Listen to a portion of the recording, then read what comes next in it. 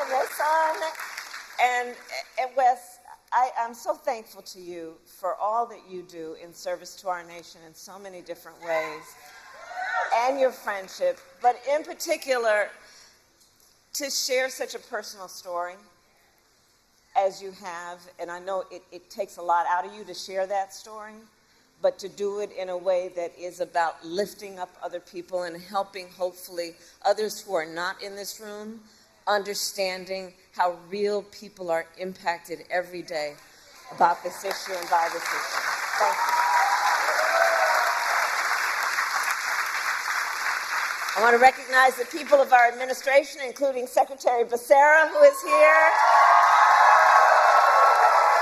the bold administrator, Brooks LaSure, who is here, my dear friend and former colleague, Senator Ben Cardin, Representative Barragan, the chair of the Congressional Hispanic Caucus, and Representative Mfume for all of your years of leadership. And I want to recognize your next United States Senator, Angela Also Brooks.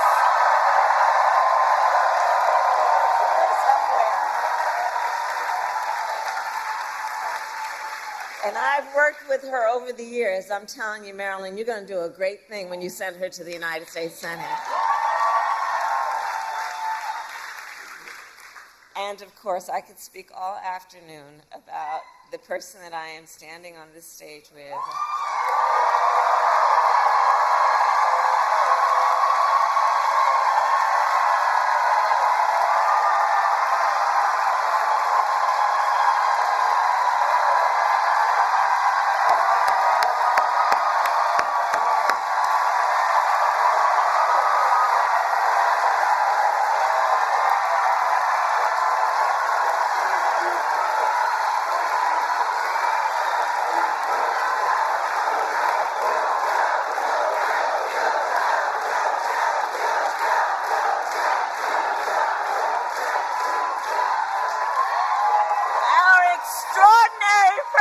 Joe Biden.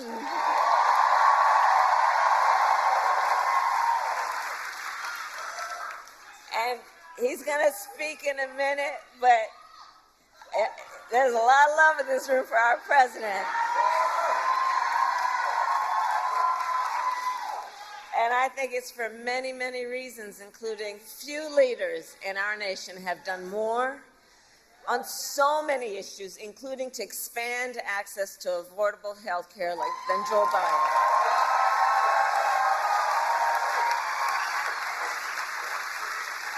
And today we take the next step, thank you, Joe, forward in our fight.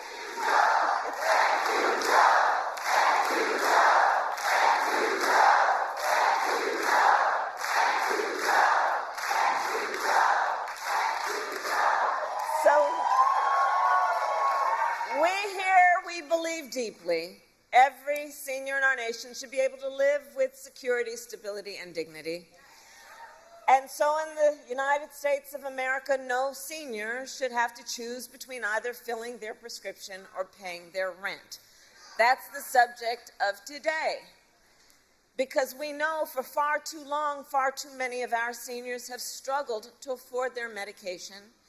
And as a result, seniors have been forced to spend their time trying to figure out how they are going to be able to fill a prescription like insulin based on the doctor's prescription, which is about saving their life, or whether they'd have to ration their pills to be able to make it stretch through a month. And why, we all know, but let's ask, why are prescription drugs so expensive? I will tell you. Well, one big reason is for years, Big Pharma has often inflated the price of life-saving medications, often charging many times what it would cost to make just to increase their profits. And millions of Americans have suffered as a result. My entire career, I've worked to hold bad actors accountable, and lower the cost of prescription drugs. As Attorney General of California, I took on pharmaceutical companies for deceptive marketing and illegally inflating the cost of drugs, and we won billions of dollars. As a United States Senator, I fought to pass laws that would make health care more affordable and accessible for all Americans. And as Vice President, together with Joe Biden, our President, we finally addressed the long-standing issue that for years was one of the biggest challenges on this subject, which was that Medicare was prohibited by law from negotiating lower drug prices. And those costs then got passed on to our seniors, but not anymore.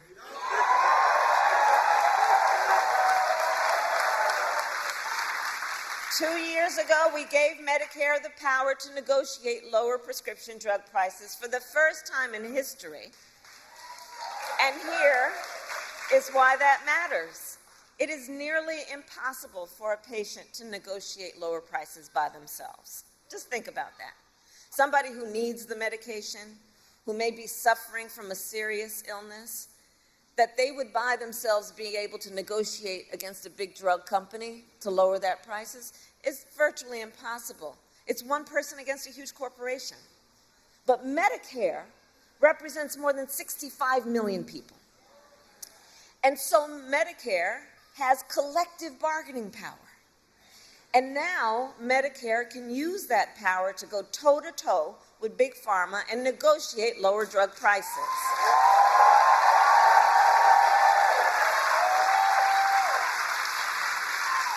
Thank you, Joe.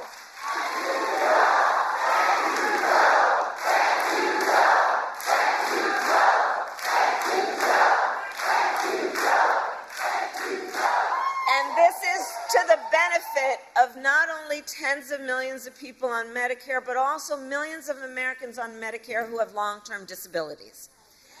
And understand, as a result of our negotiations, the government will also pay less than for prescription drugs. And think about what that means in terms of helping taxpayers save money, whether or not they take these medications. So all of this is to say, 2 years ago as Vice President, I was proud to cast the tie-breaking vote that sent the bill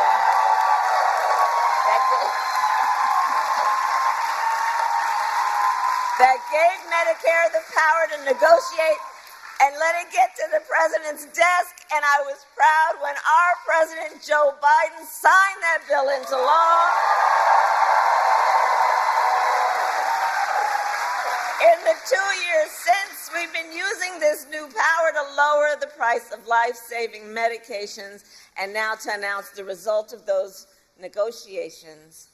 It is my eternal and great, great, great honor, I have to tell you, to serve with this most extraordinary human being and American and leader, our President, Joe Biden.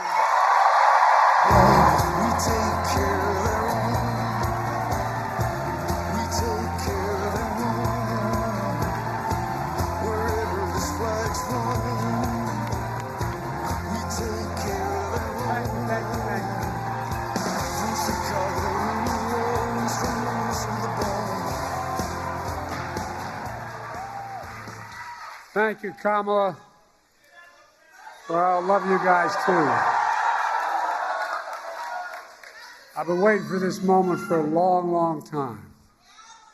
First time I sponsored a bill to let Medicare negotiate the price of drugs was in 1973 as a freshman senator with a guy named Frank Church from the state of Idaho. Folks, I have an incredible partner. The progress we've made, she's going to make one hell of a president.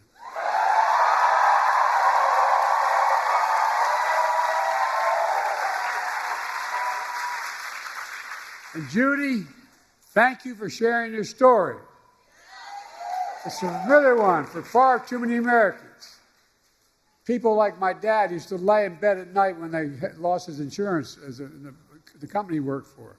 staring at the ceiling, literally, and you've all experienced, you know people who have experienced this, wondering, what in God's name happened if my wife gets breast cancer, or if I get sick, or my children get seriously ill?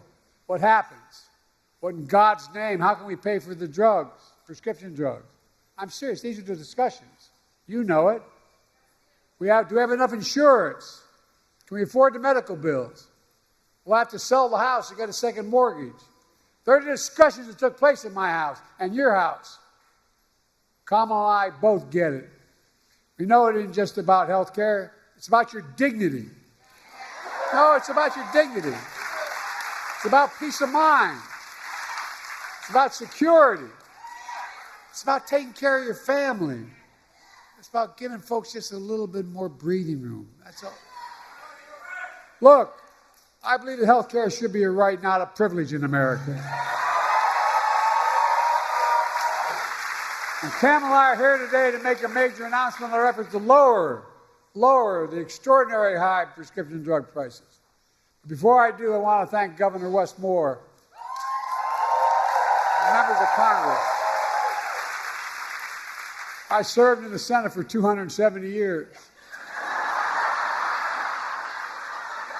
I know I only look 40, but I'm a little bit older. The longest time I was too damn young because I was only about 29 when I got elected. Now I'm too damn old. But I'll tell you one thing in between. One of the finest, most decent men I've ever worked with. When I think of integrity is Ben Cardin. Stand up, Ben. Stand up. I really mean it. I measure the people I work with by their integrity. He does what he says and says what he does. Look, folks, also, Nanette Barragan, for the longest time, she tried to pretend with me she was Irish, named Barragan. She's a great friend, and she's one of the great leaders in this country for the Hispanic community. Congressman Fume, where are you? Stand up, man.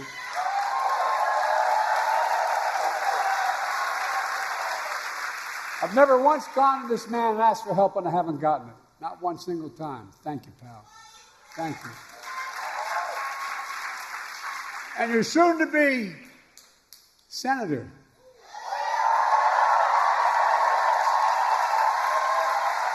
Where is she? It's a hell of a lot easier job than being a county executive. I was a county official. They expect you can solve every problem. You don't have the authority to do it. You don't have enough money. But I'm looking forward. I told her I'd campaign for or against whichever helped the most. Along with members of my administration, Javier Becerra, HHS, Administrator Brooks LaSalle, CMS administrators here today. And let me say something. We're all thinking about my good friend, and he is a really good friend for a long time, Steny Hoyer. He represents the western shore of Delaware. You all think we're kidding. We have that fight all the time. I wish him a speedy recovery. I understand he's doing well. Folks, this is a fight all of us have been fighting for a long time, taking on Big Pharma. We pay more for prescription drugs. It's not hyperbole. We pay more for prescription drugs than any advanced nation in the world. I could take you out on Air Force One, and if you have a prescription from a drug company in America, and fly you to Toronto, Canada, fly you to Paris, France, fly you to Belgium, fly you anywhere around the world, and get you the same prescription filled for the same company for 40 to 60% less than we pay for it here. Too many Americans can't afford the drugs they badly need for life and death. So they skip doses, cut pills in half, forego prescriptions entirely because the prescription drugs are totally unaffordable. The woman you all met, the nurse you just met, she's paid $900 a month. Well, guess what, man? She's going to pay nowhere near that. $9,000. She's going to pay, guess what?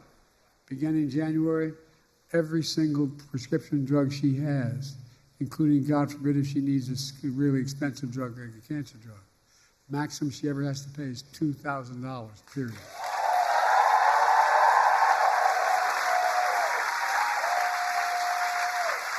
But that's why from the time I was in the Senate, I worked tirelessly to give Medicare the power to negotiate lower drug prices, just like the Department of Veterans Affairs. In fact, I was reminded by staff today, one of the first major bills I worked on was in 1973.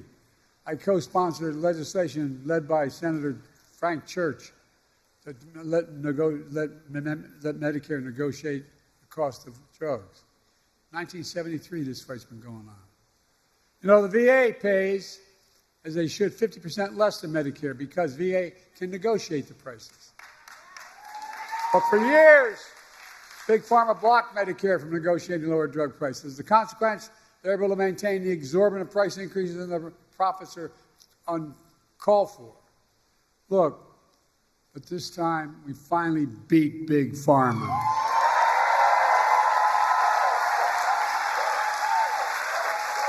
And I might add, with no help from Republicans, not a single Republican voted for this bill, period. Not one in the entire Congress.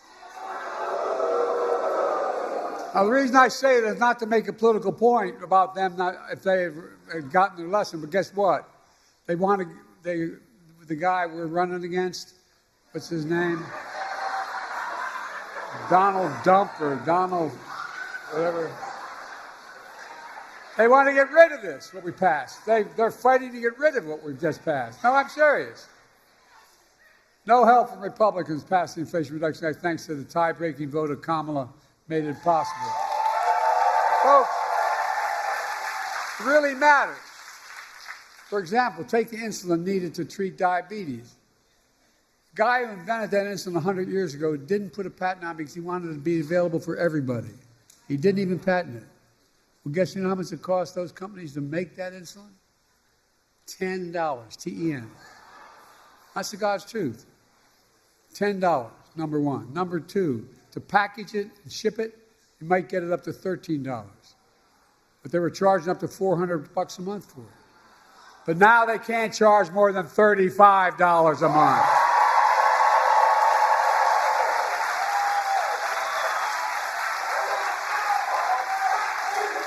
It's a big deal. Oh, look, $35 a month. These guys still make enormous profits. That's 3 times what it cost them to make it. The initial legislation capped the cost for everyone who needed that insulin. How many of you know anybody needs insulin for diabetes? Raise your hand. Okay, well, guess what? For the next 3 months we got here, I'm not leaving here, and Kamala, when she's president, going to make sure if we don't get it done, everybody should qualify for that $35 a month. Every American. I mean it. Folks, that's not all. The same law we wrote, means starting in January of this year, every senior in the United States of America, no matter what their cost of drugs, and like I said, some of these cancer drugs are $12,000 a year. Every single penny they spend, they never have to spend more than $2,000 a year for all drugs. All drugs. And we're going to fight to make sure everyone qualifies for that as well. Look, altogether, our reforms not only save lives, but here's the point people don't talk enough about. It saves the taxpayers billions of dollars. What we've done so far will save the taxpayers over the next 10 years $160 billion. Taxpayers, lowering the debt. I mean it. Because they don't have to pay the exorbitant price that Medicare had to pay before. They're going to pay $35 instead of $400. Folks, and those savings are only going to increase for American taxpayers because it matters. Look, but that's not all the Inflation Reduction Act did. Last summer, I announced under that law, Medicare is going to select, and it's already passed law, 10 drugs a year, going up to 20 till we get every single drug every year. Drugs treat from everything from heart failure, blood clots, kidney disease, arthritis, blood cancers, and more. And today, I'm proud to announce that Medicare has reached agreement with all manufacturers on all 10 drugs selected in the first round of negotiations.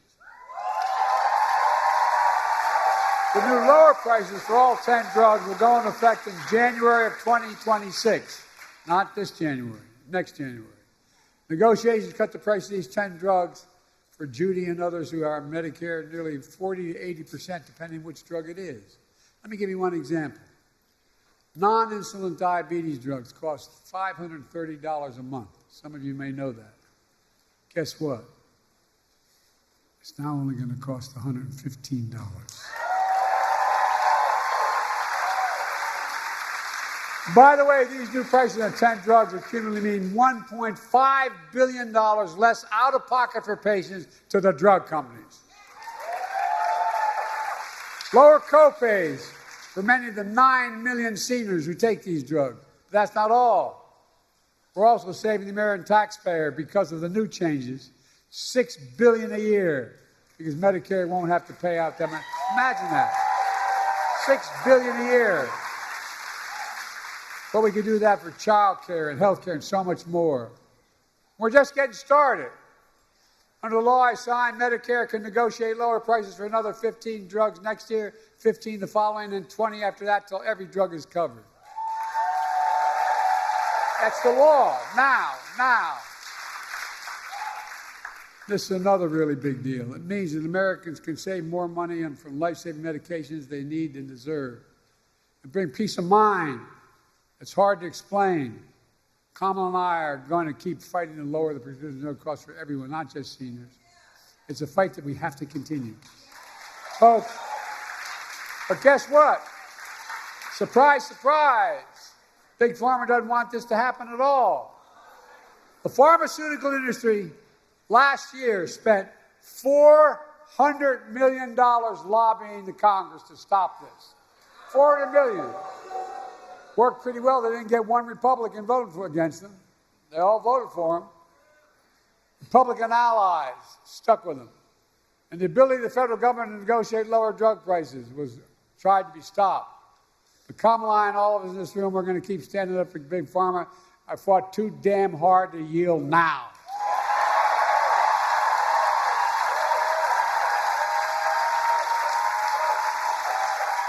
We're not backing down. And get this, you may have heard about the MAGA Republican Project 2025 plan. They want to repeal Medicare's power to negotiate drug prices. Let Big Pharma back to charging whatever they want. Let me tell you what our Project 2025 is. Beat the hell out of them. I mean it.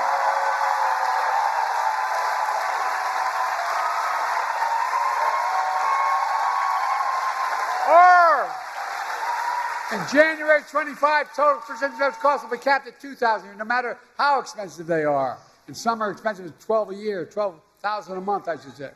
Kamala Harris and Democrats in Congress will make sure that $2,000 cap covers everyone, not just seniors as well. Insulin costs just $35 for everyone, not just seniors. Our Project 25 will lower prescription drug costs for you, your families, instead of handing Big Pharma a big blank check. And look, and in the process, this is what we don't talk enough about, I don't think. In the process, we're going to save the taxpayer. The budget's going to be reduced by hundreds of billions of dollars. Hear me? Hundreds of billions of dollars. Just the first year, the first thing we passed, is $160 billion less that the government's going to have to pay out to farmers. But guess what? It can pay out for education, it can pay out for health care, it can pay out for so much more, or it can just simply reduce the deficit. He has exploded. Folks, that's what I call a win. Folks, there's more. My predecessor and his MAGA friends in Congress tried to repeal the Affordable Care Act, which is different. Obamacare. They tried to repeal it over 50 times. We stopped them. Along the way, I made the Affordable Care Act even stronger, protecting a million more Americans with pre-existing conditions. And guess what? There's over 40 million. MAGA Republicans in Congress don't want to cut Medicare, and so they want to cut Medicare and Social Security. Why? They want to give another, here's what they're proposing, just so you know what the budget is. They're proposing another $5 trillion tax cut for the mega wealthy. By the way, this guy we're running against, when he was president, he gave a $2 trillion tax cut to super wealthy. You know what that was? He generated the largest deficit any president has in American history. I love these Republicans talking about cutting spending. You know, we have 1,000 billionaires in America. You know what their average tax they pay is? 8.2%. Introduced a bill to say that you got to pay a minimum of 25%. You know what that would raise? $500 billion over the next 10 years. Imagine what we could do with that.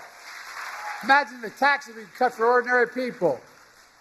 Well, look, Kamala and I have a better idea. We're going to protect Medicare and Social Security and make sure the wealthy pay their fair share. That's how we're going to pay for it. And by the way, that means making the tax code fair. Look, in addition, we're also announced steps to crack down on anti-competitive practices in healthcare. How many of you know we've been going after things called junk fees? Junk health insurance plans. But ones that look affordable. When you take the cover off, you find out there's a number of hidden costs. We're going after them and trying to get rid of them. We're also cracking down on surprise medical billing. For example, when a patient goes in the hospital for surgery, if it turns out his anesthesiologist is not in his network, you're going to get a surprise bill for another $1,000. Well, we're stopping that too. We're protecting 1 million healthcare providers. We're protecting 1 million Americans every month from unexpected medical bills. We're working to ban the use of medical debt on credit reporting. Years ago, I had 2 craniotomies because I had aneurysms. My bill, if I didn't have insurance, was in the hundreds of thousands of dollars. Well, guess what? It matters. It matters whether or not, if I didn't have insurance the rest of my life, I couldn't do anything. I wouldn't be able to buy anything, wouldn't be able to have a credit, wouldn't be able to. Now, we're going to get rid of health care costs being on your, you have to still owe it, but you don't have to get your credit doesn't affect it. Look, I'm a capitalist. I have no problem with companies making money, but not by price gouging seniors and working families. I grew up in a family where my dad used to say, Joey, a job's about a lot more than a paycheck. It's about your dignity. It's about respect. And I really mean this. This is what he would say. My dad was a well-read guy. I never got a chance to go to college. He'd talk about what we needed to do for ordinary working, hard-working people. We changed the whole way we look at the economy.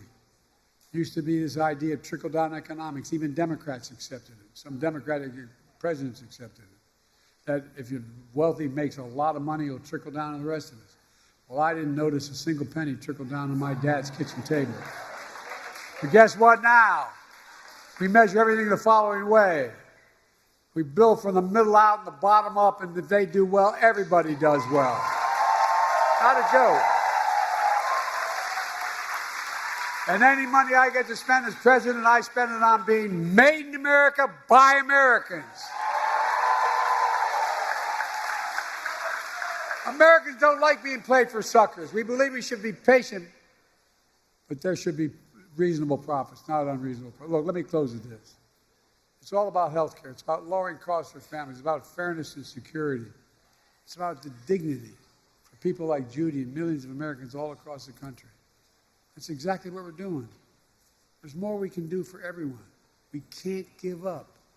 They told me every major piece of legislation we passed to give us the strongest economy in history and the strongest economy in the world. We got more to do for working people. By the way, everybody does better when there's more unions.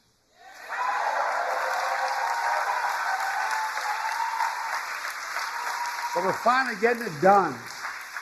We can't stop now. We just have to remember who in the hell we are. We're the United States of America. There is nothing beyond our capacity in this country. We work together. Nothing. I'll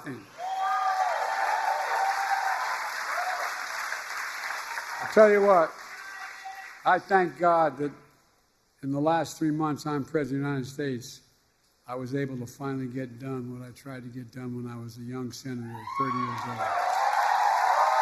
Thank you, God. Thank you. God bless you all, and may God protect our troops. Thank you.